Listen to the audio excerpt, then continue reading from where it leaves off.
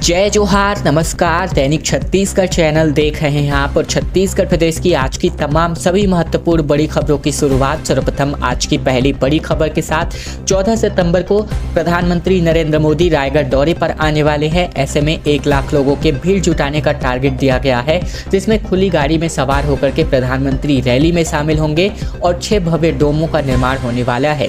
दरअसल प्रधानमंत्री मोदी 14 सितंबर को रायगढ़ आ रहे हैं। कोड़ातराई में उनकी सभा होगी। इसमें 1 लाख लोगों को जोड़ने का लक्ष्य रखा गया है। इसे लेकर के बड़ी तैयारियां शुरू हो चुकी हैं। प्रधानमंत्री मोदी जिंदल एयरपोर्ट पर उतरेंगे। यहां से वे कोड़ातराई सभा स्थल पर पहुंचने वाले हैं। 15 विधानसभा क्षेत्र के लोगों को यहां पर बुलाया जा रहा है। रायगढ़ के जिला भाजपा ने इसकी तैयारियों को लेकर के बैठक ले ली है। प्रदेशाध्यक्ष अरुण साव, नेता प्रतिपक्ष नारायण चंदेल ने भी पिछले दिनों भाजपा कार्यालय में बैठकर तैयारियों का जायजा लिया था। वहीं बीते दिन कलेक्टर तारण प्रकाश सिन्हा, एसपी सदन कुमार कोड़ातराई हवाई पट्टी पहुंचे थे। जानकारी के मुताबिक कोड़ातराई में 6 विशाल डोम बनाए जाने हैं। 3 ग्रीन रूम का निर्माण भी किया जाएगा। यहाँ पर 3 हेलीपैड का भी निर्माण होने वाला है। प्रधानमंत्री के आने के लिए ये तैयारियां शुरू हो चुकी हैं। ग्राहकों की गांधीगिरी यानी कि न खरीदारी की वजह से सीमेंट कंपनियां अब बैकफुट पर आ गई हैं, जिसकी वजह से इनको 20 रुपए प्रति पैकेट के दाम इनके घटाने पड़े हैं। दरअसल सीमेंट कंपनियों की मनमर्जी के कारण सीमेंट के दाम आसमान पर चले गए, तो ग्राहकों ने भी अपनी गांधीगिरी दिखाते हुए हाथ खड़े कर दिए और सीमेंट खरीदना ही बंद कर दिया था। ऐसे होने की वजह से कंपनियों को अंततः झुकना पड़ा और जहां ब्रांडेड कंपनियों ने अपने दाम में 10 रुपए की कटौती की है, तो वहीं छोटी कंपनियों ने भी कीमतों में 20 रुपए की कमी की है। इधर सरिया के दाम भी 1000 रुपए कम हो गए हैं। लोकल सरिया 63 के स्थान पर अब 62,000 रुपए प्रति टन हो चुका है। प्रदेश में मानसून के कारण निर्माण कार्यों पर लगभग विराम लगने के बाद भी एक बार फिर से सीमेंट कंपनियां बेलगाम हो गई हैं। इस समय इतिहास में पहली बार सीमेंट की कीमत 350 रुपए से पार होकर चिल्लर में 370 रुपए हो गई थी। कंपनियों ने इस माह के पहले दिन से ही 35 रुपए की कीमत बढ़ा दी थी। पिछले माह के अंत में ही 20 रुपए कीमत बढ़ाई गई थी और अब 10 दिनों में कीमत 55 रुपए के इजाफे पर कर दिया गया था। कीमतों में 30 रुपए का और इजाफा करने की तैयारी थी और इसको 8 सितंबर से बढ़ाने का फैसला किया गया था, लेकिन कीमत में इजाफा करने की बजाय अब कीमतों को कम करना पड़ रहा है। राज्यपाल से न्याय की गुहार को लेकर राजभवन पहुंचे बीजेपी नेताओं ने सरकार की शिकायत की। कहा, छत्तीसगढ़ अब अपराध का गढ़ बन गया है। दरअसल खबर है कि इन दिनों भाजपा के नेता सरकार की शिकायत करने के लिए राजभवन पहुंचे, जहां राज्यपाल से न्याय की गुहार वाला बैनर लेकर रमन सिंह, प्रदेशाध्यक्ष अरुण साव समेत कई नेताओं ने कानून व्यवस्था पर चर्चा की। कहा कि छत्तीसगढ़ पूरी तरह अपराध का गढ़ बन गया है। प्रदेश में महिलाओं के प्रति बढ़ते अपराध, गैंगरेप और कानून व्यवस्था को लेकर के बीजेपी नेताओं ने बातचीत की। पूर्व सीएम डॉक्टर रमन सिंह ने कहा कि प्रदेश में चिंताजनक हालात होते जा रहे हैं। प्रदेश सरकार ने राज्यपाल से सख्ती से जवाब मांगने की अपील की। वहीं प्रदेशाध्यक्ष अरुण साव ने कहा कि जहां करप्शन होगा वही क्राइम होगा। राज्यपाल विश्वभूषण हरिचंदन जी कड़ा निर्देश सरकार को दे, क्योंकि क्राइम को कंट्रोल करने में सरकार नाकाम रही है। एक बड़ी खबर, जहां राजस्व रिकॉर्ड भुइया में यानी भुइया पोर्टल में 3000 से अधिक जमीन मालिकों के नाम गायब हो चुके हैं। इसकी जगह ABCD से लेकर के Z तक नाम यहां दर्ज हो गए हैं। दरअसल तहसील कार्यालय के अंतर्गत पटवारी हल्का नंबर 40 की बात हो रही है बिलासपुर के, जहां जमीन मालिकों के नाम सरकारी राजस्व रिकॉर्ड भुइया से गायब हो गए हैं। इतनी बड़ी संख्या में लोगों के नाम गायब होने के साथ ही इसके नाम पर यानी इनके नाम की जगह पर ABCD से लेकर के Z तक के अक्षर लिखे हुए हैं। इसके पहले भी बिलासपुर तहसील के भुइया रिकॉर्ड से जमीन मालिकों के नाम गायब हो चुके हैं। इतनी बड़ी गफलत होने के बाद भी प्रशासनिक अधिकारियों को इनकी भनक तक नहीं लगी है। इसमें अधिकारी सुधार करने संचालक भू अभिलेख को सूचना का हवाला दे रहे हैं। मुख्यमंत्री भूपेश बघेल ने मेडिकल कॉलेज के 700 बिस्तर क्षमता वाले नए चिकित्सालय भवन का भूमि पूजन किया।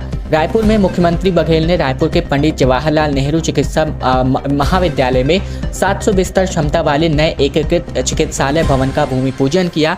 चिकित्सा महाविद्यालय से संबद्ध अस्पताल के लिए 322 करोड़ रुपए की लागत से आधुनिक सर्व सुविधायुक्त चिकित्सालय भवन का निर्माण शीघ्र प्रारंभ होगा। मुख्यमंत्री बघेल ने मेडिकल कॉलेज ऑडिटोरियम में महाविद्यालय के हीरक जयंती समारोह का शुभारंभ भी किया। ठीक 60 साल पहले 9 सितंबर 1963 को रायपुर के शासकीय मेडिकल कॉलेज की स्थापना हुई थी। इसके अलावा बता दें कि मुख्यमंत्री बघेल ने कहा कि पिछले 5 वर्षों में राज्य में स्वास्थ्य सेवाओं में काफी बढ़ोतरी हुई है। एलपीजी के गैस सिलेंडर के बाद अब पेट्रोल डीजल के दाम भी कम हो सकते हैं, ऐसे कयास लगाए जा रहे हैं। दरअसल बात करें तो पेट्रोलियम एवं प्राकृतिक गैस मंत्रालय की ओर से यानी मंत्री ने कहा है कि सरकार ने अभी एलपीजी सिलेंडर की कीमत में कटौती की है। उनके मुताबिक इसका लाभ उज्ज्वला योजना के तहत मिलने वाली सब्सिडी में जोड़ा गया है। आने वाले समय में पेट्रोल और डीजल की कीमतों में कमी की गुंजाइश है। अगर वैश्विक स्तर पर कच्चे तेल की कीमतें स्थिर रहीं तो कीमतों में कमी आ सकती है। 9 सितंबर को यानी बीते दिन पेट्रोल पंप डीलर्स की बैठक भी हुई है। ऐसे में पेट्रोल पंप डीलरों की बैठक में डीलर्स कमीशन बढ़ाने पर भी चर्चा हुई और इस दौरान डीलरों की ओर से एक पत्र भी लिखा गया जिसमें मांग की गई है कि अगर पेट्रोल डीजल की कीमतों में किसी भी तरह का संशोधन होता है तो पहले से जानकारी दी जाए। मोदी सरकार ने 67,382 ट्रेनों को रद्द किया, ऐसा कांग्रेस ने सवाल पूछा और कहा कि अगर मेंटेनेंस वजह है तो उसी ट्रैक से मालगाड़ियों का परिचालन कैसे हो जाता है। दरअसल रायगढ़ में कांग्रेस ने ट्रेन रद्द करने को लेकर प्रदेश कांग्रेस प्रवक्ता अभय नारायण ने प्रेस कॉन्फ्रेंस की, जहां उन्होंने कहा कि नरेंद्र मोदी की सरकार ने देश की सबसे विश्वसनीय यात्री रेलवे सुविधा को समाप्त करने की साजिश कर दी है। रेलवे की विश्वसनीयता को खत्म करके निजी हाथों में बेचने का षड्यंत्र रचा जा रहा है। साथ ही उन्होंने आगे कहा कि मोदी सरकार के पहले की केंद्र सरकारी घाटा उठाकर भी रेलवे सुविधाओं का विस्तार करती रही है। आजादी के बाद से रेलवे का अलग बजट बनाया जाता था, लेकिन मोदी सरकार ने रेलवे के यात्री सुविधाओं को समाप्त कर इसे सिर्फ मालवाहक बनाना चाहती है। खैर बता दें कि 2020 में 32,757 ट्रेनें निरस्त की गई, 2021 में 32,151, जबकि 2023 के अप्रैल माह तक 208 ट्रेनें अब तक निरस्त करी जा चुकी हैं। इसके अलावा बता दें कि पूरे प्रदेश भर में यानी छत्तीसगढ़ भर में प्रत्येक जिलों में यहाँ कांग्रेस रेल रोको आंदोलन करने वाली है रेलों के कैंसिलेशन के विरोध में। छत्तीसगढ़ स्वास्थ्य फेडरेशन ने जल सत्याग्रह का आयोजन किया, जहां तालाब के पानी में उतर गए और यहां इन्होंने नारेबाजी की। छत्तीसगढ़ स्वास्थ्य फेडरेशन ने अपनी मांगों को लेकर 20 दिनों से नवा रायपुर धरना स्थल में आंदोलन पर डटे हुए हैं। ऐसे में सरकार आंदोलनरत कर्मचारियों पर बर्खास्तगी और निलंबन की कार्यवाही भी कर रही है, लेकिन फेडरेशन अपने आंदोलन को रोज नई ताकतों के माध्यम से आगे बढ़ा रहा है। फेडरेशन ने बीते दिन जल सत्याग्रह कर नया रायपुर टूटा स्थित तालाब में उतरकर प्रदर्शन किया। इस प्रदर्शन में लगभग 20 लोगों ने जल सत्याग्रह किया। इसके बाद पुलिस ने आनन फानन में छत्तीसगढ़ स्वास्थ्य फेडरेशन पदाधिकारियों को बाहर निकाला और इस मौके पर भारी संख्या में पुलिस बल भी तैनात थी। उल्लेखनीय है कि उप मुख्यमंत्री टी.एस. सिंहदेव के साथ आधी रात हुई मीटिंग के बाद भी स्वास्थ्य कर्मचारियों की मांगे की बात पर नहीं बन पाई है। ऐसे में बीते दिन धरना स्थल के समीप हड़ताली स्वास्थ्य कर्मचारी जल सत्याग्रह पर बैठ गए। एनएमडीसी के खिलाफ ग्रामीणों का गुस्सा फूट पड़ा। इन्होंने कहा कि खून दे देंगे लेकिन जमीन नहीं देंगे। जंगल पहाड़ को बचाने के लिए यहाँ प्लांट खुलने नहीं देंगे। चुनाव का इन्होंने बहिष्कार भी कर दिया है। छत्तीसगढ़ के दंतेवाड़ा जिले में एनएमडीसी के खिलाफ ग्रामीणों का जमकर गुस्सा फूट पड़ा। बेलाडीला की पहाड़ी में डिपॉजिट नंबर 4 में प्लांट खुलने का विरोध किया गया है। गाँव वालों ने कहा कि हम अपना खून दे देंगे लेकिन एनएमडीसी को अपनी जमीन नहीं सौंपेंगे। जंगल पहाड़ से हमारी आस्थाएं जुड़ी हुई हैं, इसीलिए ना तो प्लांट खुलने देंगे और ना ही जंगलों को नष्ट करने देंगे। ग्रामीणों ने चुनाव का बहिष्कार करने की भी बातचीत की। दरअसल जिले में भासी इलाके के सैकड़ों ग्रामीणों ने बैठक ली और इस बैठक के माध्यम से गांव वालों ने कहा कि एनएमडीसी डिपॉजिट नंबर 4 में प्लांट खोलने की तैयारी हो रही है, लेकिन हम यहाँ किसी भी कीमत पर प्लांट खोलने नहीं देंगे, चाहे तो हमारा खून ही ले लें। G20 के डिनर में राजस्थान और छत्तीसगढ़ के मुख्यमंत्री नहीं आएंगे, एयर रिस्ट्रिक्शन का हवाला दिया गया। गृह मंत्रालय ने कहा कि स्टेट एयरक्राफ्ट पर रोक नहीं है। दरअसल राष्ट्रपति द्रौपदी मुर्मू ने G20 में आए मेहमानों के लिए डिनर होस्ट किया। इसमें कांग्रेस अध्यक्ष मल्लिकार्जुन खड़गे को नहीं बुलाया गया। इस बीच कांग्रेस शासित राजस्थान और छत्तीसगढ़ के मुख्यमंत्रियों ने भी डिनर में शामिल होने से इनकार कर दिया। ANI के मुताबिक राजस्थान के मुख्यमंत्री अशोक गहलोत ने कहा कि गृह मंत्रालय ने उनके हेलीकॉप्टर को उड़ान की अनुमति नहीं दी है, इसीलिए वे G20 डिनर प्रोग्राम में शामिल नहीं होंगे।